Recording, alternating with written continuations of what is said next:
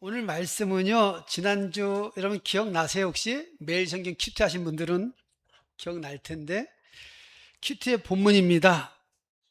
그리고 지난 주일 함께 나눴던 자녀로서 받는 것, 양자의 영에 대한 말씀과 깊이 연결되어 있고요.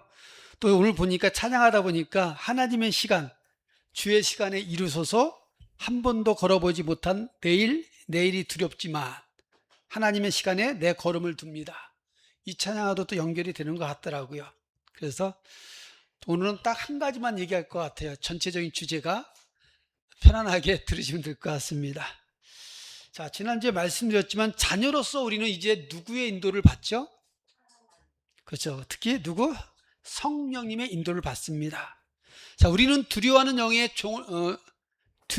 종의 영을 받지 않고 양자의 영을 받았습니다.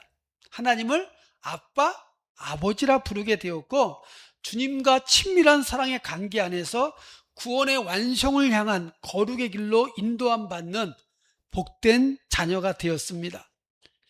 목적이 이끄는 삶이란 책의 고백처럼 우리는 우연의 산물이 아닙니다. 그래서 우리의 삶 또한 우연히 이 세상에 존재하는 것이 아닙니다. 하나님은요, 세상을 창조하시기 전부터 우리 한 사람 한 사람을 향한 완벽한 계획과 목적을 가지고 계셨습니다. 행여 부모는 계획하지 않았을지 모릅니다. 그러나 우리 하나님은 우리를 치밀하게 계획하셨고, 지금도 그분의 주권적인 목적 안에서 우리 인생을 이끌어 가십니다. 자, 그렇다면 이토록 확실한 양자의 영을 받아 하나님의 자녀가 된 우리가 우리 인생의 내일을 계획할 때 여러분 어떻게 세우는 것이 가장 지혜로운 모습이겠습니까? 내일 일을 알지 못하는 얄팍한 내 지혜를 믿고 내 뜻대로 계획하는 것이 지혜로운 모습이겠습니까? 아니면 나의 영혼까지 다 아시고 영혼까지 가장 좋은 것을 아시는 아버지 하나님께 묻고 그분 안에서 계획을 하는 것이 가장 지혜로운 모습이겠습니까?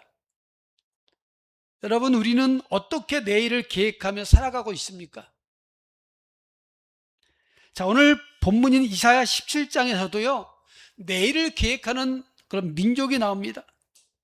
그들은 어떤 계획을 하였으며 그 결말은 어떠했는지를 함께 말씀을 통해 나누기 원합니다.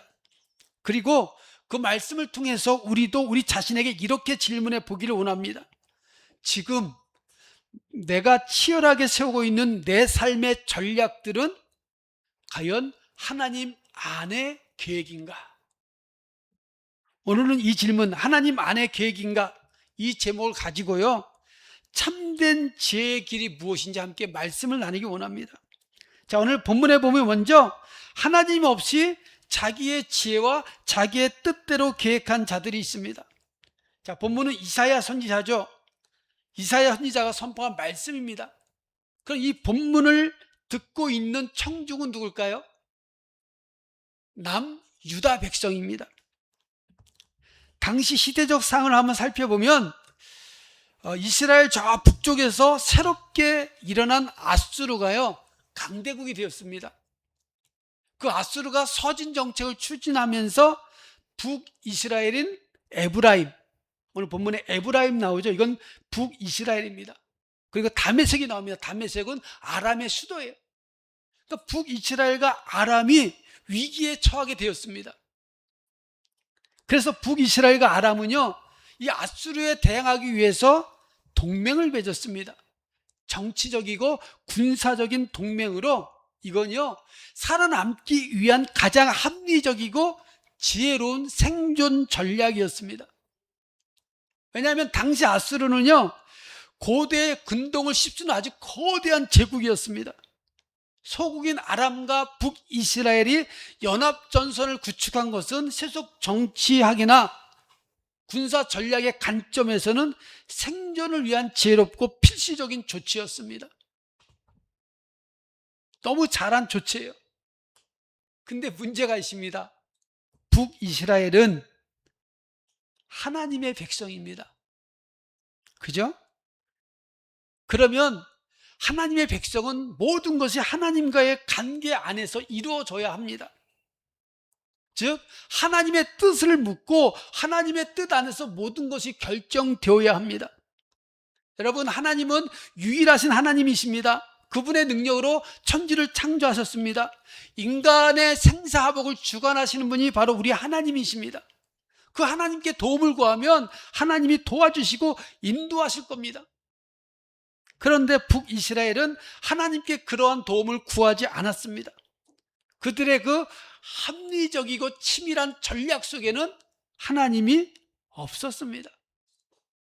삶의 위기와 결정적인 순간에 마치 하나님이 안 계신 것처럼 철저하게 인간적인 계산과 세상의 방식으로만 문제를 해결하려 했다는 겁니다. 그들이 의지하고 있었던 건 뭡니까? 하나님이 아니라 동맹을 통한 인간의 정치와 군사적인 힘을 의지했다는 겁니다. 그것을 10절에 말씀하고 있어요. 10절 한번 볼게요. 구원의 하나님을 잊어버리며 내 능력의 반석을 마음에 두지 아니한 까닭이라. 여러분, 이스라엘을 애굽에서 구원해 주신 분이 누구십니까? 하나님이세요. 당시 최강대국인 애굽에서 하나님의 능력으로 그들이 구원받았습니다. 사사시대에 죄를 범해서 징계를 받을 때 회개하면 사사를 통해 구원해 주신 분이 누구십니까? 하나님이세요. 왕정시대에도요, 그들은 수없는 하나님의 구원을 경험했습니다. 그런데 그렇게 구원해 주신 하나님을 잊어버렸다라고 해요. 잊어버렸다는 건요, 하나님과 관계적 측면에서 하나님을 알지 못한다는 겁니다. 더 적극적으로는요, 하나님께 도전하는 것이고 우상을 숭배하게 되었다는 거예요. 또 능력의 반석을 마음에 두지 않았다라고 합니다. 하나님을 기억하거나 하나님께 순종하지 않았다는 겁니다. 그들의 동맹에서 하나님과는 아무런 관계없는 동맹이라는 거예요. 그리고 그 동맹으로 결국 그들은 우상을 숭배하게 되었습니다. 10절 하반절 보세요. 그러므로 내가 기뻐하는 나무를 심으며 이방의 나무 가지도 이종하는도다. 나무를 심었다, 나무 가지를 이종한다는 것은요, 이방 종교를 들여왔다는 거예요. 거기에 11절 보세요. 내가 심는 날에 울타리를 두르고 아침에 내 씨가 잘 발육하도록 하였으나. 북이스라엘 백성들은요, 하나님의 때와 하나님의 공급하심을 기다리지 못했습니다. 이방 신의 방식을 빌려와서 하루아침에 싹을 틔워서 빨리 성공하고 빨리 풍요를 얻어내려는 그런 꼼수를 부렸다는 겁니다. 인간의 눈에 볼 때요, 아침에 당장 싹이 나옵니다. 성공한 계획 같아요. 근데 하나님은 그것이 근심과 심한 슬픔의 날에 농작물이 없어지리라, 그렇게 선고하십니다. 하나님을 배제한 채 세상의 편법으로 급조한 성공은 결코 우리의 영혼을 지켜주지 못합니다. 본문은요, 그들이 인간의 지혜로 동맹을 맺었지만 그들의 죄로 심판받을 것이고 그들의 동맹은 아무런 도움도 주지 못하고 허망하게 무너질 것임을 말씀하고 있습니다. 1절부터 보세요. 아람의 수도인 다메섹이 성읍을 이루지 못하고 무너진다고 합니다. 성읍들이 버림을 당해서 황폐하게 된다는 겁니다. 사람이 얼마나 없는지, 얼마나 황폐했는지 양이 누웠어요. 근데 양을 놀라게 할 사람조차 없다는 거예요. 그만큼 황폐하게 된다는 겁니다.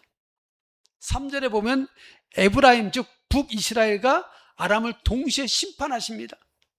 마치 이스라엘 자손의 영광이 시하고 그의 살찐 몸이 파리하리니, 그렇게 말씀하고 있어요. 이스라엘 자손의 영광같이 되리라. 이 말씀이 뭡니까? 북이스라엘은요, 한때 여로보암 2세 때 흥왕했습니다. 부강해졌어요. 근데 무수한 외적의 침입으로 고통을 당하다 결국 멸망을 당했다는 거예요. 그들과 같이 곧 없어질 운명에 처하게 된다는 겁니다. 5절 보세요.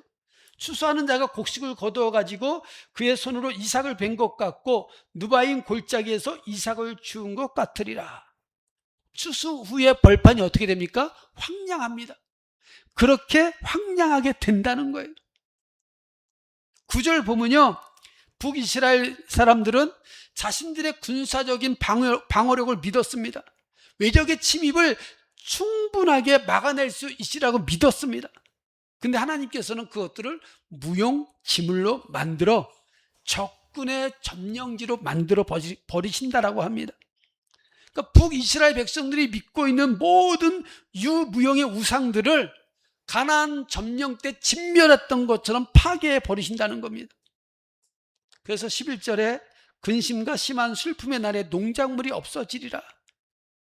북이스라엘 백성들이 믿고 있던 우상들이 도움을 전혀 주지 못했다는 거예요. 다 사라지게 된다는 겁니다. 하나님의 심판으로 북이스라엘은 황폐하게 된다는 선언입니다. 이걸 지금 누구한테 선포하고 있다고요? 이사야가? 남유다 백성. 왜냐하면 아람과 북이스라엘의 동맹을 맺었어요. 아수르를 대적하기 위해서. 남유다 너희도 여기 협조해.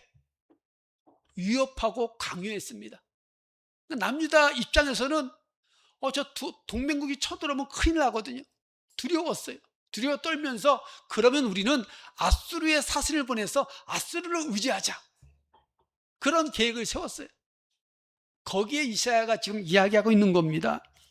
아람과 북이스라엘이 동맹을 맺었지만 결국 멸망하게 된다. 그 말씀을 선포하고 있습니다. 이것은 눈에 보이는 세상의 권력이나 군사력을 의지하는 것이 얼마나 허망한 것인지를 깨달으라는 거예요. 누구만 의지하라고요? 오직 구원의 하나님, 반석의 하나님만 의지하라. 그렇게 선포하고 있는 겁니다. 예레미야 17장 5절의 말씀, 무릇 사람을 믿으며 육신으로 그의 힘을 삼고 마음이 여호와에게서 떠난 그 사람은 저주를 받을 것이라. 근데 7절에는 그러나 무릇 여호와를 의지하며 여호와를 의뢰하는 그 사람은 복을 받을 것이라.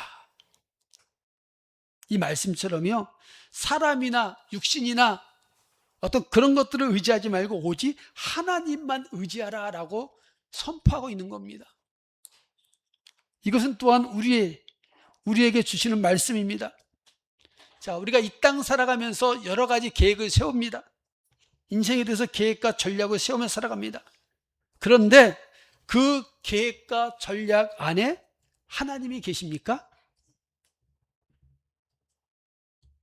여러분이 계획과 전략을 세울 때 그것이 하나님 안의 계획입니까? 어떤 일을 할 때, 어떤 일을 내가 이렇게 하고 있을 때 하나님 안에서 계획하고 있습니까? 아니면 하나님 없이 나의 지혜와 능력으로 세워가고 있습니까? 여러분, 아람과 북이스라엘은요, 세상적으로 볼 때는, 세상의 눈에는 가장 똑똑한 전략이었습니다. 그러나 북이스라엘은 거기에 누구를 안 뒀다고요? 하나님을 안 뒀어요. 하나님 없는 인간의 전략은 결국 허망하게 무너지고 파멸로 끝났습니다. 마찬가지로 우리의 삶의 계획과 전략을 세울 때 하나님 없는 재정이나 인맥이나 세상의 권력을 의지하며 세운다면 아람과 북이스라엘처럼 허망하게 무너지고 말 겁니다. 왜냐하면 하나님 도움 없이는 우리 인생은 결코 안전하게 보호받을 수 없기 때문에 그렇습니다. 하나님은요, 하나님 자녀의 삶을 계획과 목적 속에서 주권적으로 이끌어 가십니다. 그런데 우리가 재정이나 인맥이나 어떤 권력을 쫓아간다면 결과가 어떨까요? 뻔한 거예요. 뻔합니다. 그래서 하나님은 우리의 삶에 간섭하시는 거예요. 때로는 고난도 주시고 막 간섭하시면서 가장 좋은 길로 갈 수 있도록 인도하신다는 겁니다. 그래서 우리 인생에서요, 계획을 세울 때 하나님 안에서 세워야 돼요. 하나님의 뜻을 묻고 하나님의 뜻대로 세워가는 것이 가장 좋은 길이기 때문에 그렇습니다. 삼국지연의회, 거기에 나오는 유명한 이야기인데, 여러분 제갈공명 아시죠? 전략가로 유명한 제갈공명 총나라 사람입니다. 평생에 숙적이 있습니다. 위나라의 최고 사령관인 사마의라고 합니다. 그런데 어느 날 이 사마의를 물리치기 위해서 치밀한 계획과 함정을 봤어요. 사마의의 군대를 이렇게 호리병 같은, 들어갈 땐 좁은데 넓은 그런 계곡인 상방곡으로 유인하는 데 성공합니다. 사마의의 군대가 계곡에 갇혀버렸습니다. 이 제갈공명은 미리 준비해둔 지뢰와 화학, 인화 물질, 거기에 불을 붙여서 완벽하게 화공을 펼쳐요. 사마의조차도 이건 가망이 없다 해서 스스로 목숨을 끊으려고 할 정도였다고 합니다. 절망의 상황이었어요. 그런데 사마의의 군대가 불길에 휩쓸려서 전멸하기 직전 갑자기 맑았던 하늘에 먹구름이 몰려오더니 엄청난 폭우가 쏟아졌다고 합니다. 이때 아닌 소나기로 인해서 불이 다 꺼져버렸어요. 계곡의 불이. 그리고 사마의는 무사히 탈출하게 되었다고 합니다. 이 광경을 산 위에서 지켜보던 제갈공명은 피를 토하는 심정으로 깊이 탄식하면서 다음과 같이 유명한 말을 남깁니다. 모사제인 성사제천. 일을 꾸미는 것은 사람에게 달려 있으나 그 일이 이루어지는 것은 하늘에 달려 있다. 제갈공명은요, 자신이 할 수 있는 모든 전략, 지략, 날씨, 그 모든 걸 다 계산해서 완벽한 계획을 세웠지만 결국 인간의 통제를 벗어난 하늘의 뜻, 섭리 앞에는 무력할 수 없다는 것을 철저히 깨닫게 된 겁니다. 이것은 동양의 운명론이지만 우리가 믿는 하늘은 뭡니까? 인격적이신, 사랑이신, 계획하시는 그런 하나님이십니다. 여러분, 우리가 아무리 세상을 살아가면서 내 계획과 내 뜻대로 아무리 치밀하게 재정을 계획하고 인맥을 동원하고 그리고 철저하게 미래를 대비하더라도 역사의 주권자이신 하나님의 허락하심이 없으면 결코 열매를 맺을 수 없습니다. 잠언 16장 9절에 말씀하고 있습니다. 사람이 마음으로 자기의 길을 계획할지라도 그의 걸음을 인도하시는 이는 여호와시니라. 시편 127편 1절에 여호와께서 집을 세우지 아니하시면 세우는 자의 수고가 헛되며 여호와께서 성을 지키지 아니하시면 파수꾼의 깨어있음이 헛되도다라고 말씀하고 있습니다. 성경에도 말씀하고 있잖아요. 그래서 우리는 인생의 계획을 세울 때 자신의 지혜와 세상적인 것을 의지하지 말고 오직 누구만 신뢰해야 됩니까? 하나님만 신뢰해야 됩니다. 범사의 하나님을 인정하세요. 그분의 뜻과 은혜와 섭리를 구하며 여러분 계획을 세워 나가기 바랍니다. 하나님 안에서 모든 계획이 세워져야 합니다. 그러한 자에게 가장 좋은 것을 주시는 하나님이십니다. 여러분, 하나님 안에서 하나님의 뜻을 물으며 인생을 설계하시기 바랍니다. 모든 일에 하나님과 함께 하시기 바랍니다. 그래서 가장 좋은 것을 받게 되는 그런 성도가 되기를 축원합니다. 자, 본문에 보면 또 다른 사람이 나옵니다. 여러분 눈에는 안 보일 수도 있어요. 하나님 안에서 하나님의 뜻을 찾고 사는 자들이에요. 누가 있을까요? 한번 찾아보세요.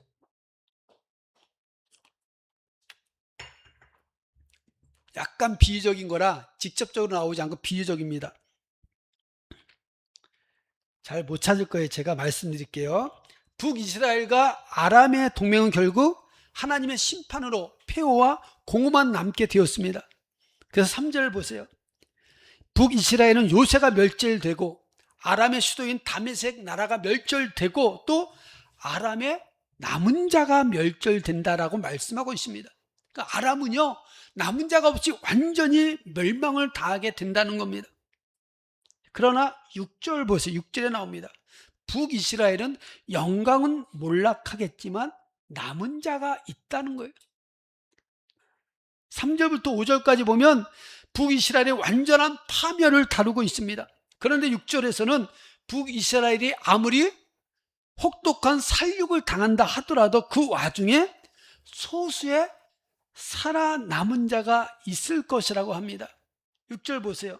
그러나 그 안에 주울 것이 나무리니, 또 감람나무를 흔들 때 가장 높은 가지 꼭대기에 가일 2-3개가 나무 같겠고, 무성한 나무의 가장 먼 가지에 4-5개가 나무 같으리라.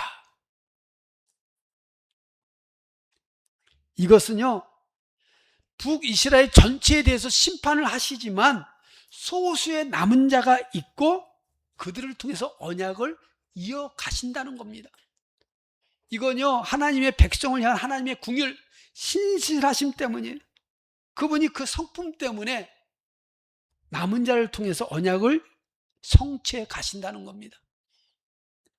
여러분, 남은 자는요, 이사야 전체를 핵심하는 주제입니다. 핵심 주제예요. 이사야 10장 보면 남은 자만 돌아오리라. 그래서 남은 자에 대해서 말씀하고 있습니다. 남은 자가 뭡니까?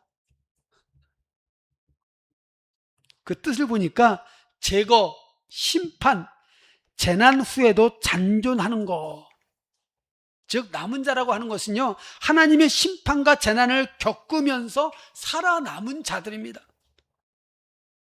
재난을 안 겪는 게 아닙니다. 심판과 재난을 겪었습니다. 그러나 그걸 겪고 살아남은 자들이에요. 그런 남은 자들은 그럼 어떤 자들입니까? 열왕기상 19장에 남은 자가 나와요. 자, 바알과 아세라 우상 선지자들과 싸워서 엘리야가 승리했습니다. 불이 하늘에 내려서 승리했어요. 그래서 바알과 아세라 선지자를 다 죽였어요. 승리했잖아요. 대단한 승리잖아요. 근데 바알을 숭배했던 왕비 이세벨이 내일 이맘때 널 죽이겠다.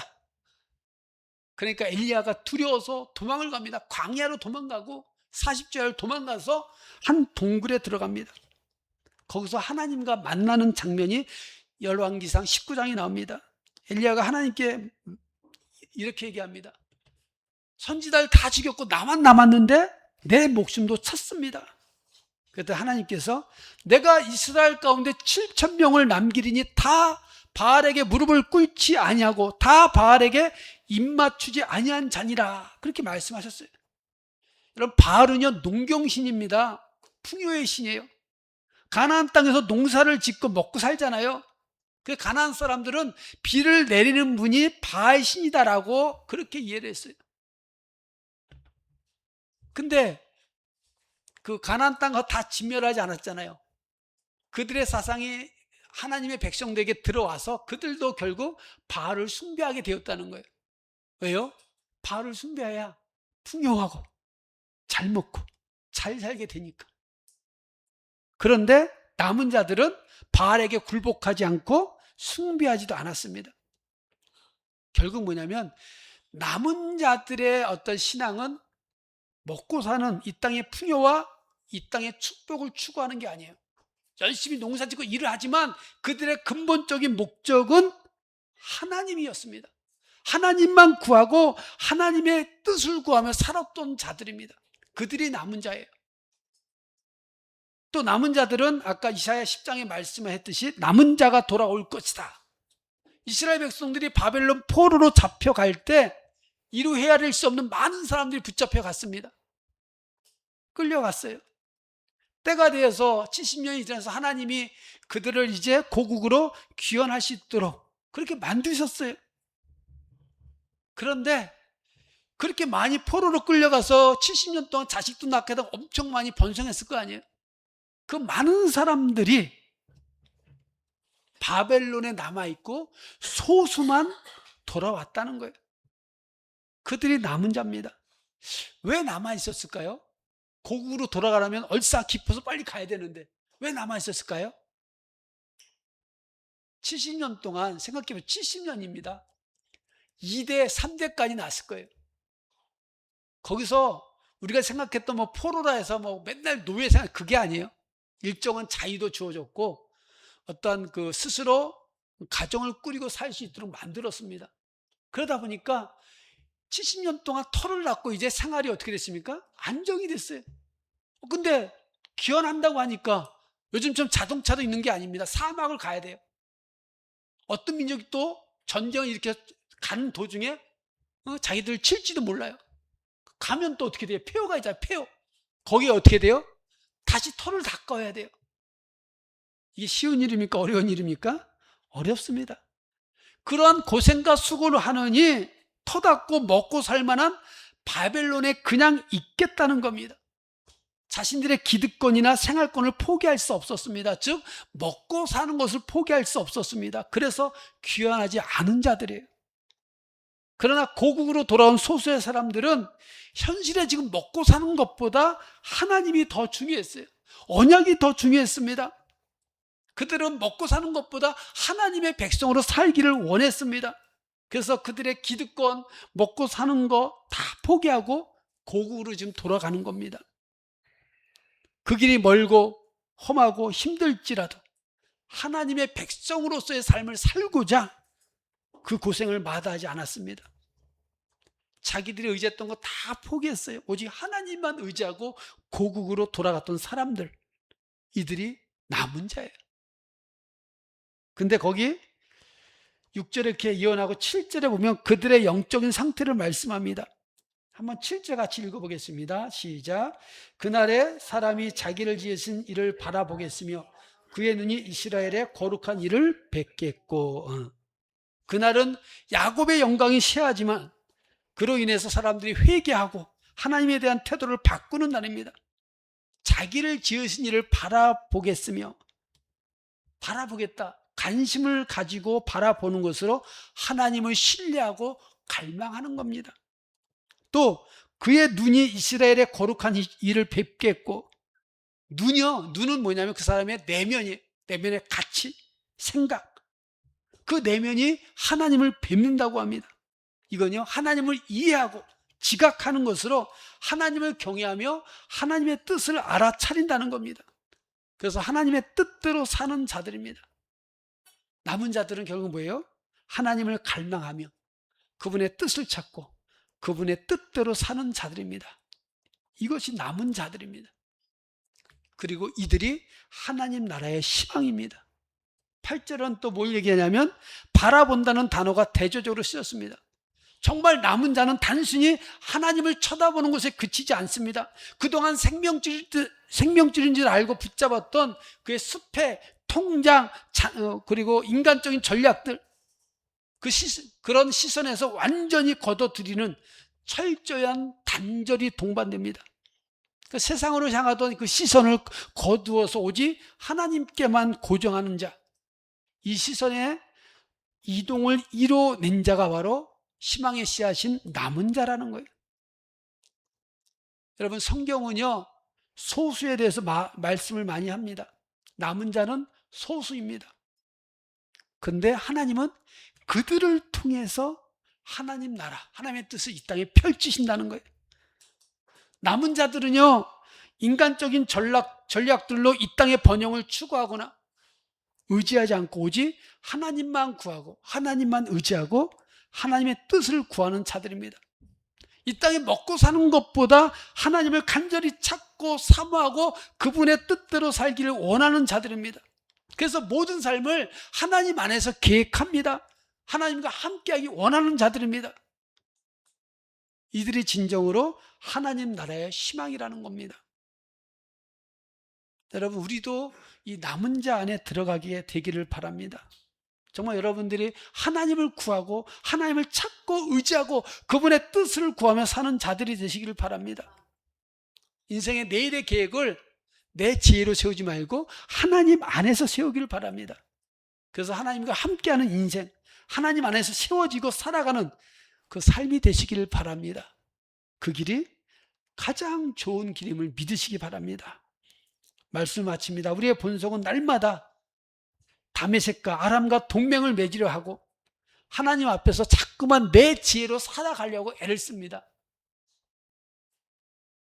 우리의 결심만으로는요 결코 바알에게 무릎 꿇지 않는 남은 자가 될 수 없습니다. 그래서 하나님은 우리에게 양자의 영을 보내주셨습니다. 성령님을 보내주셨어요. 우리 안에서 탄식하시며 하나님의 뜻대로 강구하는 성령께서 연약한 우리를 붙드셔서 마침내 이 시대의 남은 자로 빚어 가실 겁니다. 여러분의 지혜를 내려놓기를 바랍니다. 우리 안에 계신 양자의 영이신 성령의 인도하심에 온전히 순종하시기를 바랍니다. 그래서 하나님 안에서 계획되고 하나님 안에서 세워지는 그런 복 있는 인생이 되기를 예수님의 이름으로 축원합니다.